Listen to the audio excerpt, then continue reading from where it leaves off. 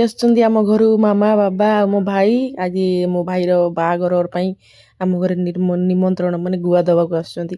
ଗତିକେ ଆଜି ମୁଁ ବହୁତ ହିଁ ଖୁସି ଅଛି। ସମସ୍ତେ ତ ଖୁସି ହେବେ, ଘର ଲୋକ ଆଇଲେ କିଏ ଖୁସି ହୁଅନ୍ତିନି। ଆଉ ମୋ ବାବା ଆଜି ନେଇକି ଆସିଲେ ମୋ ବଡ଼ ବଡ଼ ପମ୍ପଲେଟ୍ ଆଉ ଚୁଙ୍ଗୁଡ଼ି ନେଇକି ଆସିଥିଲେ। ଦେଖନ୍ତୁ କେତେ ବଡ଼ ବଡ଼। ଆଉ ତା ପାଇଁ ଆସିଥିଲା ବିରିୟାନୀ। ତାର ଆଜି ପୁରା ଫୁଲ୍ ପାର୍ଟି। ଆଉ ବିରିୟାନୀ ଟିକେ ଖାଇଦେଇକିନା ତାପରେ ଟିକେ ମାମୁଁ ପଳେଇଲେ। ମାମୁଁ ସାଙ୍ଗରେ ଟିକେ ମସ୍ତି ଚାଲିବ। ଆଗେ କ'ଣ ନା ଯାଇକିନା ମାମୁଁ ଘରେ ଆମର ଦେଇକିନା ଆଇଲେ ଗୁଆଟା। ଫାଷ୍ଟ ଗୁଆ ତ ମାମୁଁ ଘରେ ହିଁ ଦିଆ ହୁଏ। ତାଙ୍କୁ ଦେଇକି ଆଇଲା ପରେ ଏଠି ଦେଲେ ଗୁଆ। ସମୁଦୁଣୀ ସବୁ ଟିକେ ଏଇ ଖୁସି ବାସି ହେଇକିନା ଗୁଆ ଦିଆ ନିଆ ହେଇଗଲା। ତାପରେ ନଡ଼ୁ ଫଡ଼ୁ ବି ଆସିଥିଲା ଆମ ପାଇଁ ସବୁ। ତାପରେ ଟିକେ ଗେଲ ହେଉଛି ମୋ ପୁଅ।